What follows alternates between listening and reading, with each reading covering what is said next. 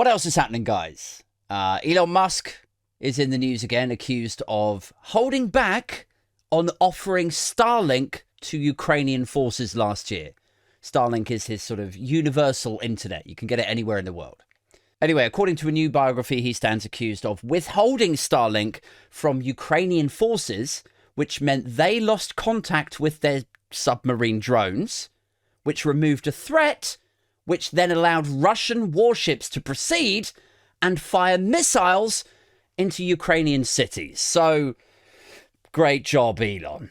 Another fantastic geopolitical move from the genius that is Elon Musk. He says, of course, that he wasn't helping Russia. He wasn't helping Putin. He didn't take something away from Ukraine. He just didn't activate something. He didn't give it to them. He didn't deactivate, and take it away from them. And the reason he says he didn't give them more of this Starlink feature thing is because he says he didn't want to escalate the conflict further. Like, he felt like expanding the coverage for Starlink and empowering Ukraine with it, he felt like that would have been a tacit sort of act of war, right? And he kind of, he didn't want to ever be seen, like, as a person or as a company, as a sort of person who would be escalating or widening the conflict. He doesn't like conflict, you see. You might have noticed that about him. He likes to de-escalate wherever possible. He's a calming influence on geopolitics and everything else you might have noticed.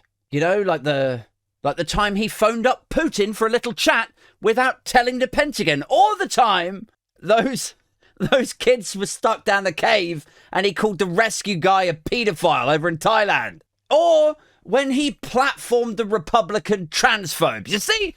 Calming. Geopolitically calming. Doesn't like conflict. You see? Doesn't want to see things escalate. Like, it doesn't even make sense, does it? Like, holding back on helping Ukraine because you don't want to see things escalate, but de facto empowering Russia to crack on and kill and escalate. Like, can you imagine how pissed off some Ukrainian families would be when they're like, pulling their kids out from the rubble of these missile-blown buildings, looking back going like, oh, well, thank God you didn't let things escalate, Elon, you fucking idiot. Or like, even worse, imagine how bummed out you'd be, right, if you were a Ukrainian family, right, and you heard about all of that, but you had escaped. You managed to flee Ukraine, and you made it to England, and the government gave you one of their very few and precious refugee status cards or whatever, and they housed you, they found you a nice place in Gravesend, Kent, and you're all safe, and then you hear from your cousins or your friends back home that, a missile went into the building and the rubble and they had to pull their kids out, and you're like, oh my God, that is terrible, but I'm so glad that we escaped that. And then the next day, the school classroom collapses and falls in on your kid, and you have to pull them out of the fucking rubble anyway. Like, wouldn't you be mad? I'd be mad. I'd be really pissed about that. I'd be like, this trip simply was not worth it. In fact, we should play a game. We should play a game where you hold up two cards. Two cards, like there's a photograph on each, a Polaroid.